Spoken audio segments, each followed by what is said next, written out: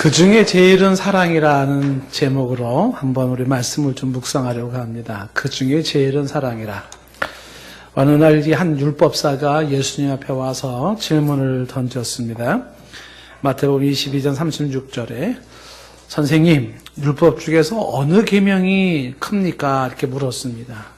많은 율법이 있는데, 법률이 있는데, 구약 성경에 많은 법이 있는데 어느 계명, 어느 법이 가장 큰 법입니까? 이렇게 물었습니다. 예수님이 뭐라고 대답을 했을까요? 37절 말씀에 먼저 이렇게 말을 했어요. 내 마음을 다하고 목숨을 다하고 뜻을 다하여 주여 너의 하나님을 사랑하라. 하나님을 사랑해라. 정성껏 하나님을 사랑해라. 하시면서 이어진 38절 말씀에 이것이 첫째 되는 계명이다.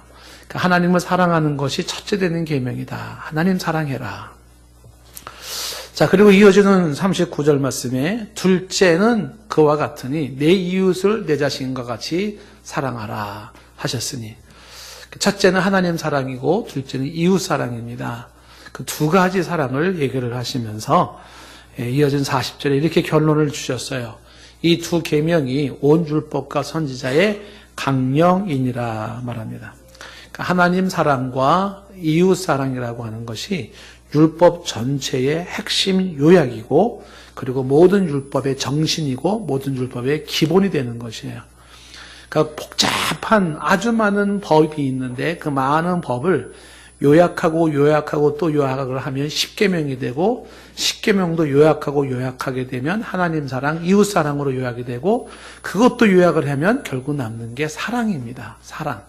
그래서 가장 큰 계명은 하나님 사랑, 이웃 사랑으로서 이 두 계명이 바로 모든 율법, 선지서, 구약 성경 모든 것의 핵심인 것을 말씀하고 있습니다. 사랑이 제일 큰 계명이다 말씀하고 있는 거죠. 자, 오늘 13절 말씀에서도 지금 이 결론을 주고 있는데 13절에 그런즉 믿음, 소망, 사랑 이 세 가지는 항상 있을 것인데 그 중에 제일은 사랑이라. 고린도전서 13장 사랑장의 결론입니다. 믿음, 소망, 사랑은 항상 있고 그 중에 제일이 사랑이라. 여기 제일이라는 말이 영어 성경이나 원래 의미로 보면은 가장 위대한 것을 말하는 거야.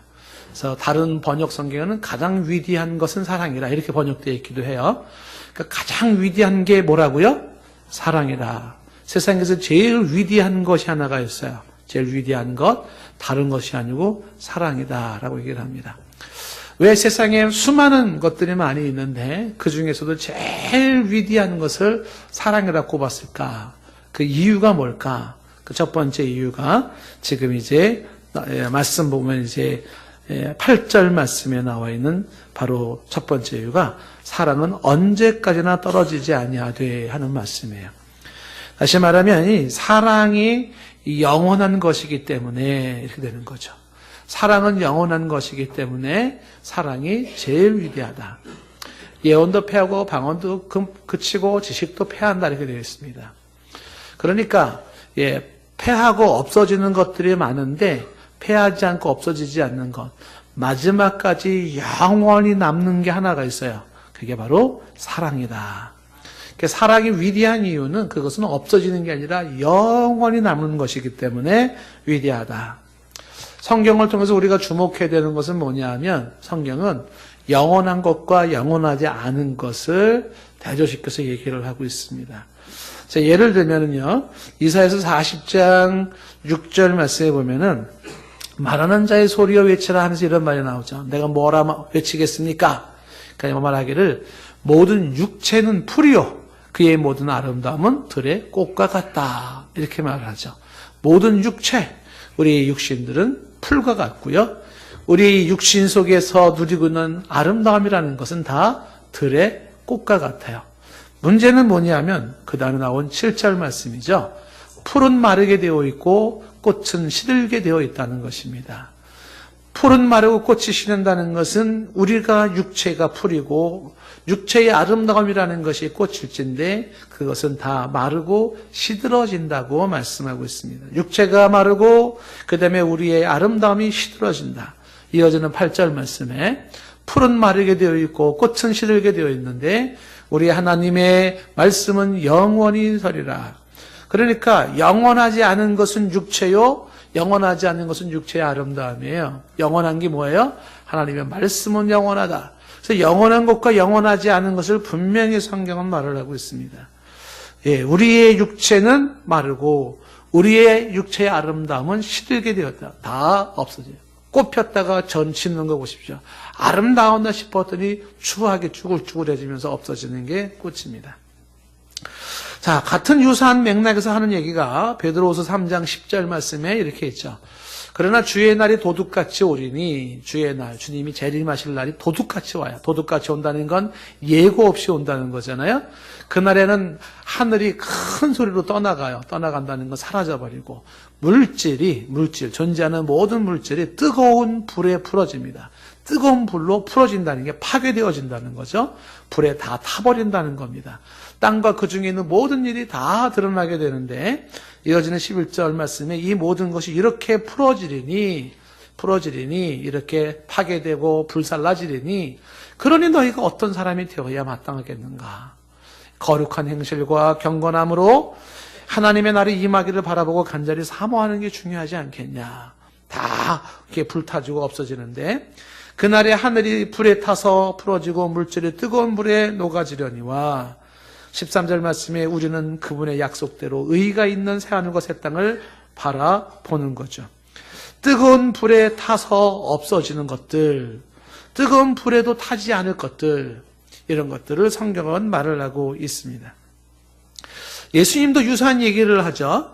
예, 요한복음 6장 27절 말씀에 말하기를 썩는 양식을 위하여 일하지 말고 영생하도록 있는 양식을 위하여 하라. 이렇게 말씀하지 않습니까?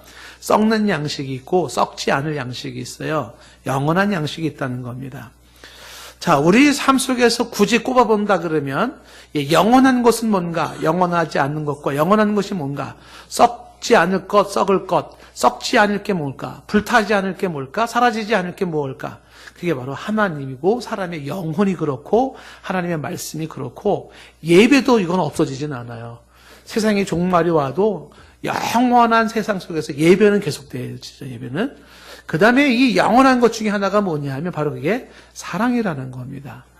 그래서 사랑은 영원하다. 무슨 얘기냐면 결국 남는 건 사랑이라 이걸 강조하는 거죠. 오늘 다시 8절 말씀해 보시면 사랑은 언제까지나 떨어지지 아니하되 언제까지나 떨어지지 않아요. 없어지지 않죠. 근데 예언도 패하고 방언도 그치고 지식도 패한다라고 얘기를 하고 있습니다. 여기 예언이니 방언이니 지식이니라는 이걸 언급한 이유는 당시에 고린도 교회에서 제일 중요시하던 은사들입니다. 고린도 교회 사람들이 제일 자랑하고 싶었고 대단하다고 훌륭하다고 여겼던 것들이었고 이것들 때문에 사람들은 싸우기도 하고 분열하기도 하고 자신들이 내세웠던 것들이에요. 당시에 사람들이 제일 중요하다고 생각했던 거, 나 예언할 줄 안다, 나 방언할 줄 안다, 나는 너보다 똑똑하다, 이런 것들. 근데 이런 게 다 뭐냐 하면 패하고 그치고 없어지는 것들이라고 얘기를 하는 것이에요. 이걸 지금 우리식으로 말한다 그러면 사랑은 영원토록 계속 존재하는데 우리가 자랑하고 붙잡고 그 다음에 막 싸우고 소중히 여기고 관심 두고 있는 것들이 다 그런 것들이 뭐 돈이든 권력이든 지식이든 이념이든 스타의식이든 인기의식이든 다 이런 것들은 폐해지고 그치고 사라지고 없어지는 것들이라는 거예요.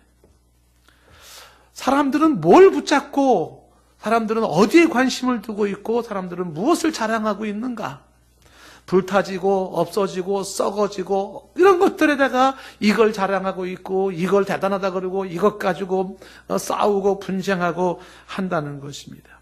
그러면서 진짜 중요한 영원한 사랑을 놓친다는 거죠. 과연 무엇이 똑똑한 삶이고 무엇이 지혜로운 삶인가? 성경 말씀을 통해서 한번 생각을 해봐야 한다는 것입니다.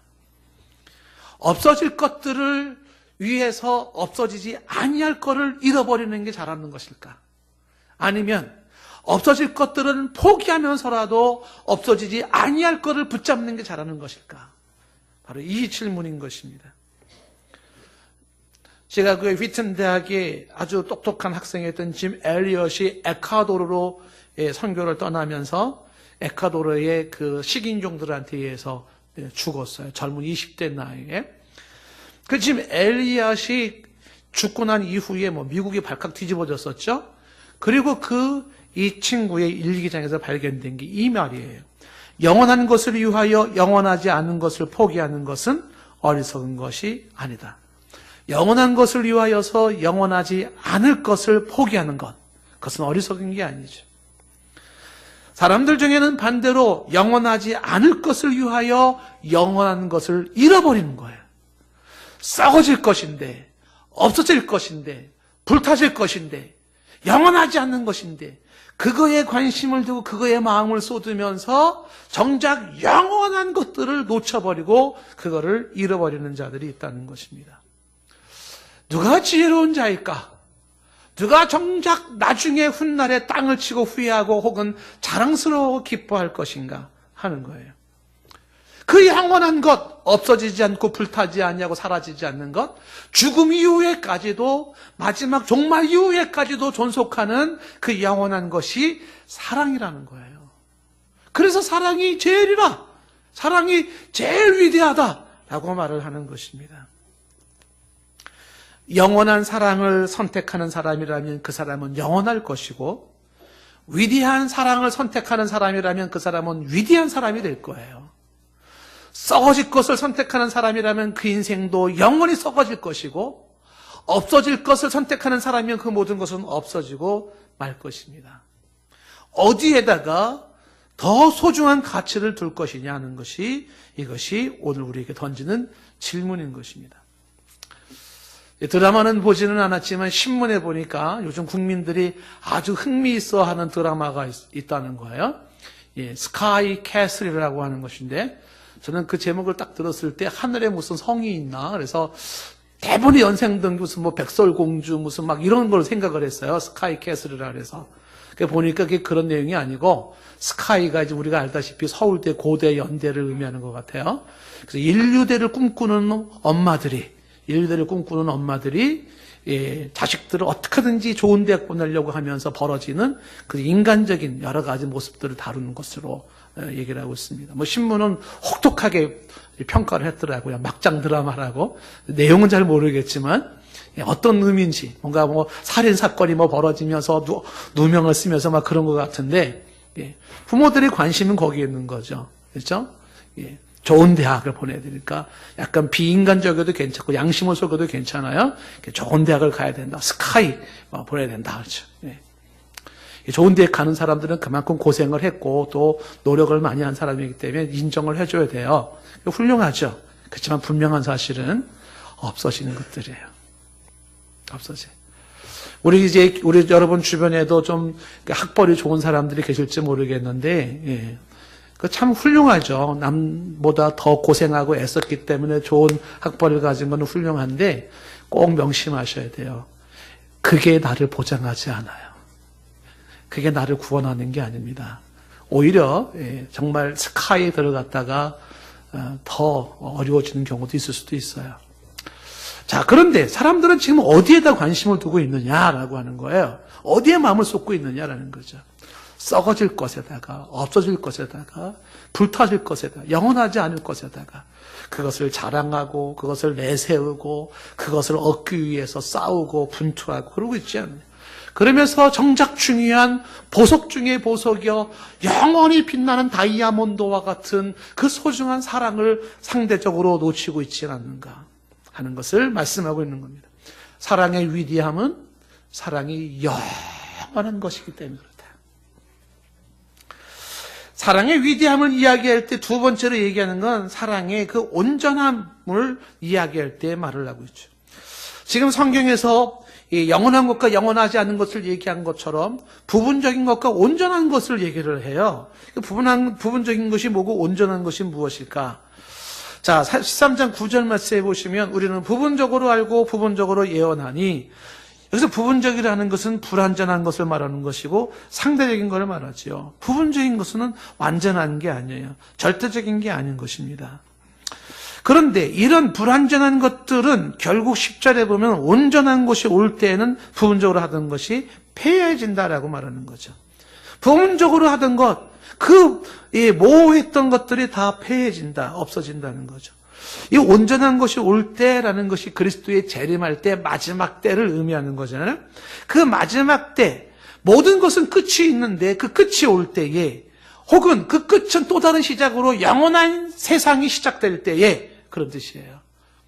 모든 것은 끝이 있고 그 끝은 마지막이 있고 그 마지막 때는 다시 이제는 3차원의 세계가 아닌 4차원, 5차원의 또 다른 세계가 열려요.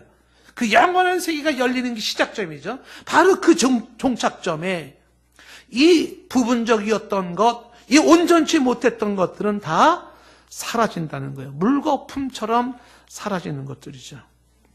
그것이 폐하여지리라. 다 없어진다. 사라진다. 라는 거예요. 남는 건 뭐만 남을까요? 절대적인 것만 남는 거죠. 예. 온전한 것만이 남는 거예요. 온전한 것. 그 온전한 것이 지금 무엇인가?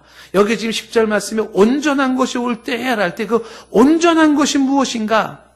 그 온전하다는 이 표현이 같은 단어가 쓰여지는 데가 있어요. 어디서 쓰여졌는지 한번 보시면은요. 그게 바로 사랑을 말하는 건데 로마서 13장 8절 말씀에 이렇게 되어 있어요. 피차 사랑의 빛 외에는 아무에게도 아무 빛도 지지 마라. 사랑의 빛만 줘라. 사랑을 나누라는 것이죠. 그러면서 이렇게 말하죠. 남을 사랑하는 자는 율법을 다 이루었다 그래요.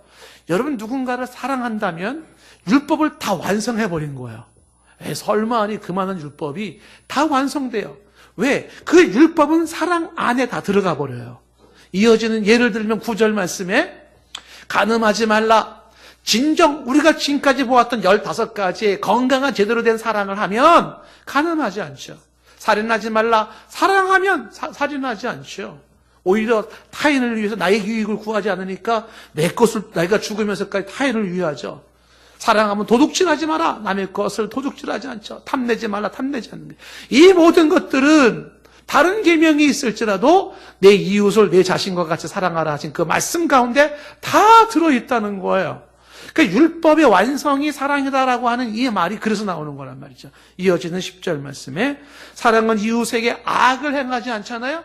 사랑은 악한 것을 생각지 아니하며 악한 것을 생각지 않아요. 악을 행하지 않죠. 그러므로 사랑은 율법의 완성이라는 이 완성이라는 단어가 좀 전에 얘기했던 온전한 것 같은 단어예요. 텔로스 헬라말로. 그게 뭐냐면 이 완성이라는 건 마침이다 끝이다 라고 이야기를 하고 있는 것입니다. 진정한 끝은 어디 있는가? 완성은 무엇인가? 라고 얘기할 때 그것은 사랑이라고 얘기를 하고 있는 거죠. 사랑하면 율법을 다 지켜버려요.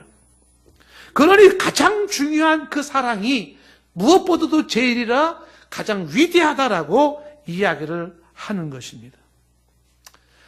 제일된 사랑, 위대한 사랑을 선택하는 사람이라면 제일된 사람이요 위대한 사람이 되는 거예요. 어디에다가 내 마음을 둘 것인가? 나는 무엇을 추구할 것인가? 지금 말하지 않아요? 온전하고 완전한 것은 사랑인데 그 완전함을 선택하는 사람이 완전해지는 거죠. 이거를 같은 맥락에서 이해를 할 때에 11절 말씀으로 이해하면은 사랑은 성숙함의 절정이라고 말할 수가 있습니다. 어린아이와 장성한 자를 또 이렇게 대조를 시키는데 앞에서는 영원한 것과 영원하지 않은 걸 대조시키면서 사랑을 말하고 있고 부분적인 것과 부분적이지 않은 온전한 것 대조하면서 사랑을 말하고 있고 11절에서는 어린아이와 장성한 것을 통해서 사랑을 말하고 싶은 것인데 11절에 내가 어렸을 때는 말하는 것이 어린아이와 같고 깨닫는 것이 어린아이와 같고 생각하는 것이 어린아이와 같아요. 그러다가 장성한 사람이 되어서는 어떻게 어린아이의 일을 버렸노라 그랬어요. 어렸을 때에 말하고 어렸을 때 깨달았고 어렸을 때 생각했던 것, 그 어린아이와 같이라는 그 어린아이가 형용사로 쓰여지면요 이게 유치하다는 뜻이 돼버려요. childish, 유치해요. 그러니까 내가 유치한 말을 하고 유치한 생각을 하고 유치한 판단을 가지고 살아갔던 그런 시절이 있다는 거예요. 근데 장성했을 때는요 그 유치했던 어린아이에 썼던 이 모든 것을 버린다는 것이에요. 초등학교 다닐 때에 딱지치기, 구슬치기를 엄청 열심히 해서 그 추운 겨울날에도 해가 뉘엿뉘엿 지는 한이 있더라도 목숨을 걸고 딱지를 치고 구슬을 치고 콧물이 쫙 흘러내리면 소매로 쫙 씻어내면서 또 딱지를 치고 구슬을 치면서 소매가 반들반들해질 때까지 감기가 걸리든 뭐 병이 들든 딱지와 구슬치기 아주 정신이 없어요. 돈 주고 딱지 사오고 돈 받고 팔고 구슬 사오고 구슬도 막 따면은 땅 속에다 묻어놓고 나만 표시를 탁 해놓고서만 훔쳐가면 안 되니까 딱지와 돈 이 구슬만 있으면 천하에 제일 되는 부자가 되는 줄 알고 목숨을 걸고 그러죠. 어른들이 걱정하죠. 근데 이게 머리 빡빡 깎고 검정 교복 딱 입고 중학교 딱 들어가니까는 딱 끊어져 버렸어요. 중학생이 딱 되는 그 순간에 딱지치기 했더니 모든 게 유치해 보이기 시작했던 거죠. 저거는 애들이 하는 거야, 애들이. 이렇게. 혹시 지금 연세 들어서 아직도 이렇게 하면서 딱지치기 하시는 분 계시나요, 혹시? 그런 분 있으면 걱정되는데. 막 구슬치기 막 이렇게 해가지고 합니까? 그렇죠? 눈깔 파먹기라 그랬지, 옛날에 막.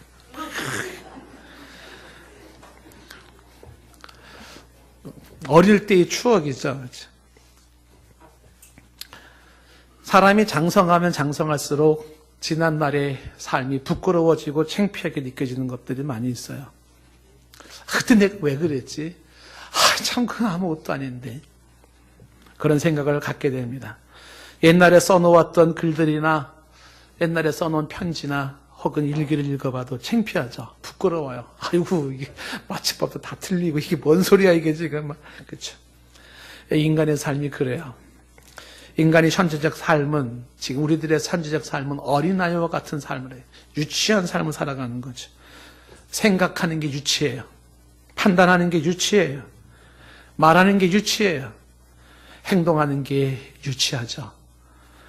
그러나 이제 그 온전한 것이 올 때에는 이 유치했던 모든 것들을 다 버린다는 겁니다. 다 쓸모없어요. 쓰레기 처리해버립니다. 그렇게 중요하지 않아요.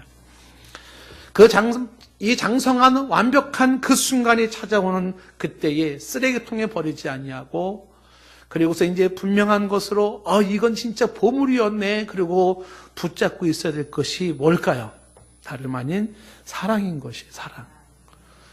지금은 우리가 현세의 유치한 모습으로 유치한 가치관을 가지고 이게 중요하다고, 이게 소중하다고 그러고 살아가고 있지만 그게 어느 순간에는 다 쓰레기통에 던져져 버려요. 다 도움이 안 돼요. 의미 없어요. 그런데 그 장성한 상황에서도 가장 아름답게 반짝반짝 빛나는 보석은 바로 사랑이라고 하는 것입니다. 사랑은요, 사람의 성숙함의 절정은 사랑이에요. 여러분, 사람이 인격적이다, 좀 그 품격이 있다, 그걸 뭐로 평가하는 거냐면, 한마디로 말하면 사랑의 사람이냐 아니냐라는 거예요. 내가 얼마나 사랑을 하는 사람인가, 내가 얼만큼 사랑할 수 있는가, 그게 내 인격의 수준이고 품격의 수준인 거죠. 사람이 교양을 가졌다라는 것은 결국 뭘 말하는 겁니까? 사랑의 크기 아니겠습니까? 그래서 결국은 사랑만큼은 가장 절정에 올라가는 모습으로서 그것만이 남게 되는 거죠.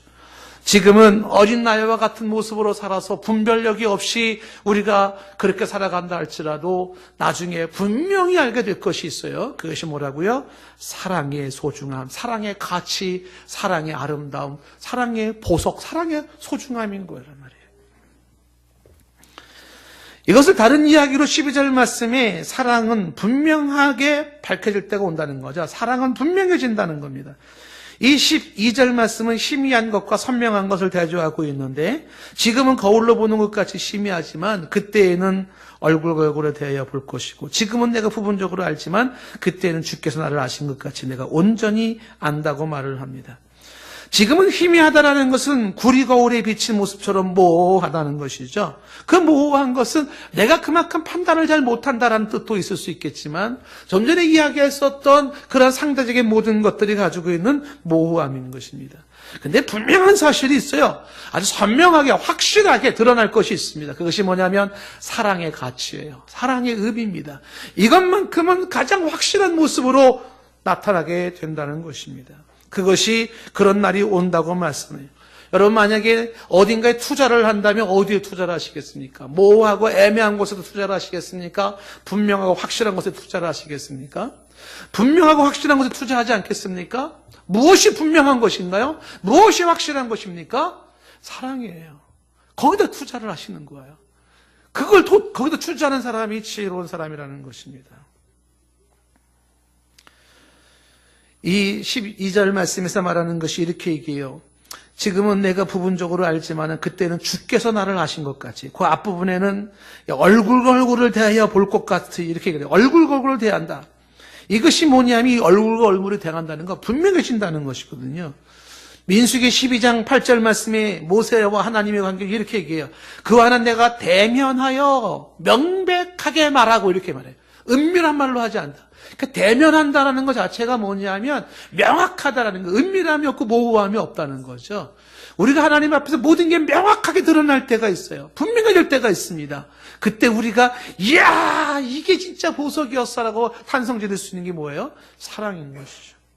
고린도후서 3장 18절 말씀에 우리가 다 수건을 벗은 얼굴로 거울을 보는 것 같이 수건을 벗고 거울을 보는 것 같이 주의 영광을 보는 그때가 오는데 그것은 선명하고 분명하고 확실하고 실질적인 그날이 온다는 것이죠. 지금은 희미할지 몰라요. 그러나 그때는 온전하게 알게 되는 거죠. 하나님이 나를 아신 것 같이 주께서 나를 아신 것 같이 주님이 나를 어떻게 할까요? 확실하게 알지 않겠습니까? 그렇게 확실하게 드러낼 때가 있다는 사실입니다. 그때 사랑의 위대함은 확실하게 빛나게 되는 겁니다. 그래서 이 고린도전서를 끝내면서 이제 결론으로 말하는 게 이런 얘기예요. 13장 13절 말씀 다시 한번 읽어볼까요? 시작.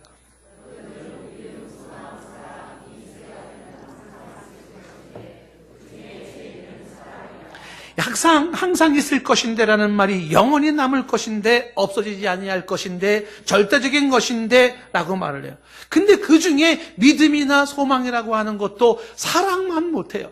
사랑이 더 우선이고 사랑이 제일이에요. 왜냐하면 이 믿음이나 소망도 사랑의 속성 중에 하나예요. 우리가 앞에서 보았지 않습니까? 사랑은 모든 것을 믿으며 모든 것을 바라며 그 믿고 바라는 것도 사랑의 속성이에요. 더군다나 사랑이 믿음이나 소망보다도 더 앞서는 이유는 바로 이 믿음과 소망은 자기를 위한 것이지만 사랑은 타인을 위한 것이기에 더 가치가 있는 것이고 믿음과 소망이라고 하는 것은 사람이 가지는 거지만 사랑은 하나님의 본질이에요. 하나님은 사랑이시라. 그렇기 때문에 사랑이 더 위대하다고 말을 하고 있는 겁니다. 자, 여러분 우리가 왜 이 사랑이라는 이야기에 집중을 해야 될까요? 왜 오늘날 우리는 이 사랑에 대한 그 가치를 눈을 떠야 되고 사랑의 소중함에 우리의 마음을 두어야 할까요? 그것은 예수님이 하셨던 말씀 중에 마지막 때에 이러한 징조가 있기 때문에 그래요. 마태복음 24장 10절 이하에 그때 마지막 때에는 많은 사람들이 실족하게 되고 서로 잡아주고 미워하게 돼요. 정말 이제 주 예수 강림하시기 직전에 사람들은 어떻게 된다고요? 사람들이 서로 잡아주면서 서로를 미워하는 이 마지막 때의 특성. 그리고 11절에 이 마지막 때는 거짓 선지자가 많이 일어나서 많은 사람을 미혹하는 이때에 동시에 12절 말씀에 말하는 게 뭐냐면 불법의 성함으로 많은 사람의 사랑이 식어진다는 이야기입니다. 사랑이 식어지는 시대에 우리가 살고 있다는 사실이에요.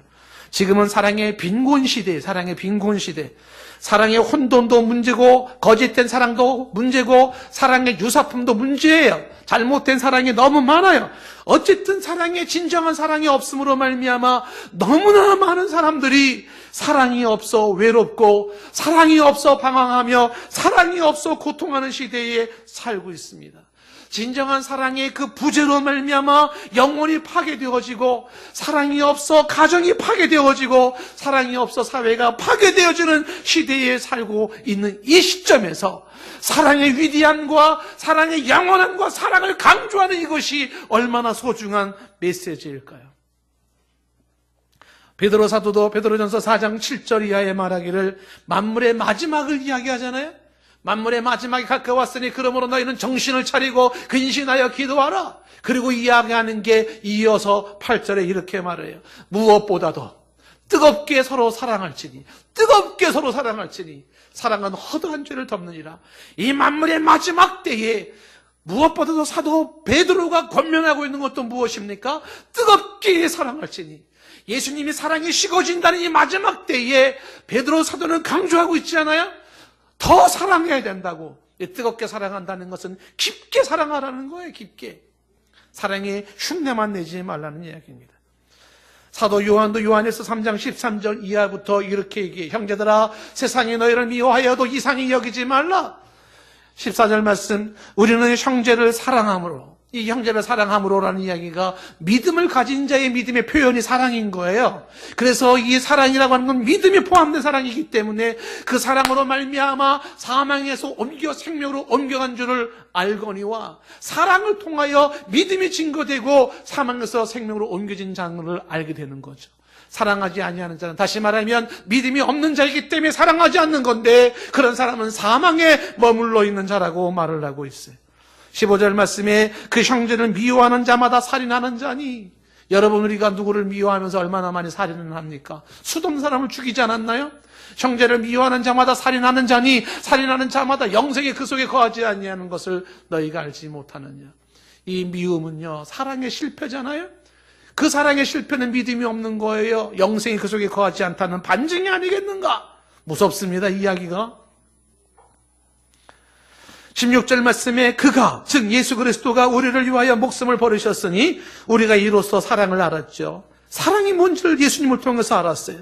우리도 형제를 위하여 목숨을 버리는 것이 마땅하다. 그런 사랑이 진정한 사랑이라는 것이죠. 그래서 17절 말씀에 누가 이 세상의 재물을 가지고 형제의 궁핍함을 보고도 도와줄 마음을 닫으면 하나님의 사랑이 어찌 그 속에 거하겠느냐.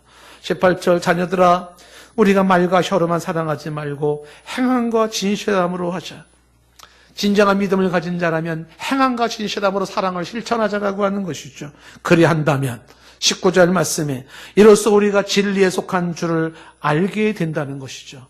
내가 진리에 속한 줄 어떻게 알 수 있을까요? 내 마음속에 사랑에 대한 사모함이 있는가? 내 안에 사랑을 실천하고 싶은 강렬한 동기가 있는가? 아직도 미숙하지만은 그러나 사랑을 추구하려고 애를 쓰는 모습이 있는가?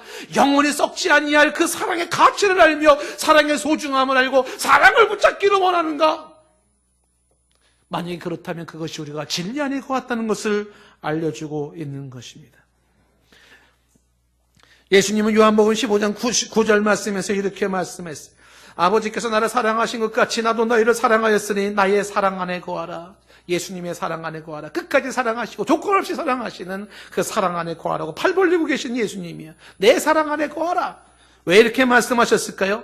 이어지는 10절 말씀에 내가 아버지의 계명을 지켜 그의 사랑 안에 거한 것 같이 너희도 계명을 지키면서 내 사랑 안에 거하라는 것입니다. 그 계명이 무엇인지는 다음 절에 나와 있습니다만은 11절 말씀이 이렇게 말하죠. 내가 이것을 너희에게 이름은 내 기쁨이 너희 안에 있어 너희 기쁨을 충만하게 하려 함이라. 사랑의 계명을 지켜서 사랑을 할 때 사랑의 기쁨이 충만해지는 거죠.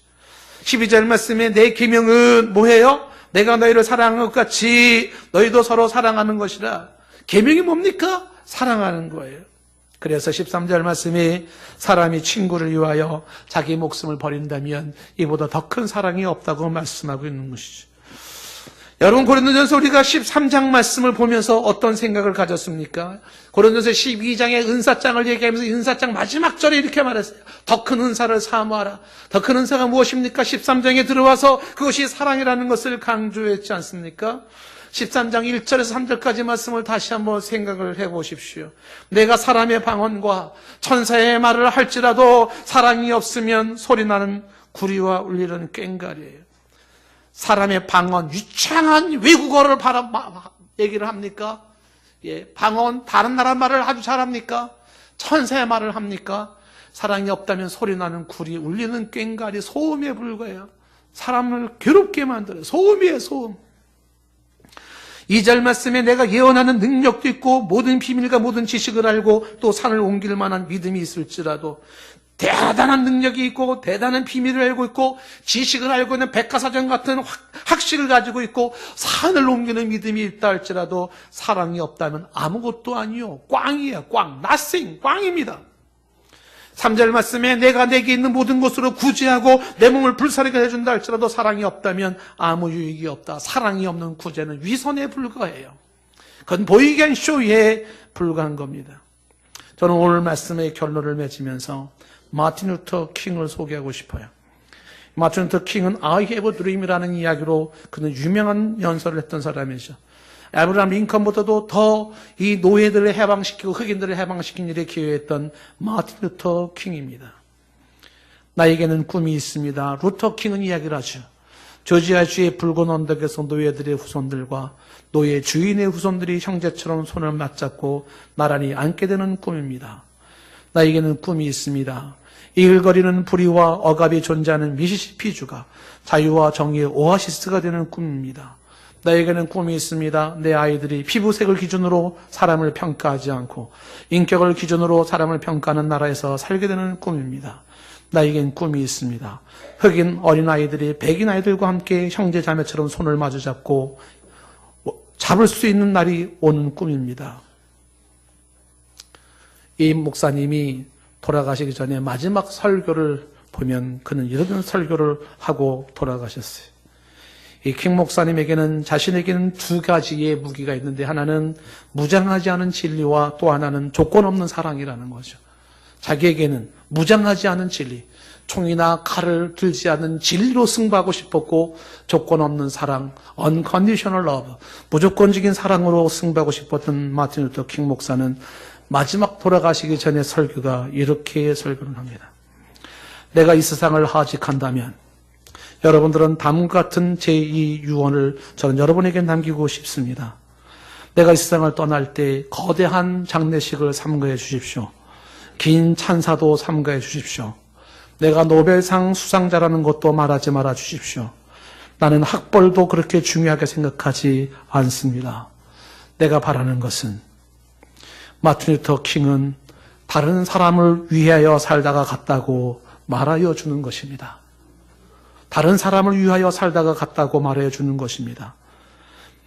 나는 가난한 사람들에게 빵을 주기 위해, 헐벗은 사람들에게 옷을 주기 위해 살다가 갔다고 말해 주셨으면 좋겠습니다. 내 생애에서 감옥에 갇힌 사람들을 찾다가 갔다고, 그리고 뭇 사람을 사랑하다가 갔다고 말해 주기를 나는 그것만 바랄 뿐입니다. 뭇 사람을 사랑하다가 갔다고 말해 주기를 바랄 뿐입니다. 그는 진정 사랑의 위대함을 알았던 사람입니다.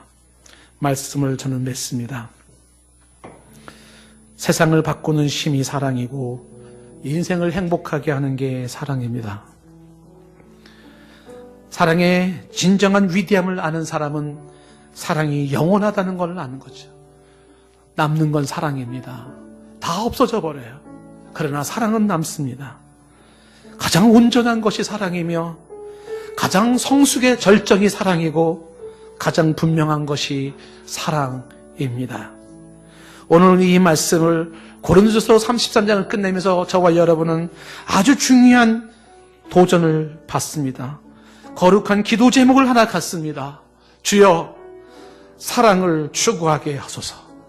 아버지여, 사랑을 추구하는 사람이게 하옵소서. 찬송 드립니다.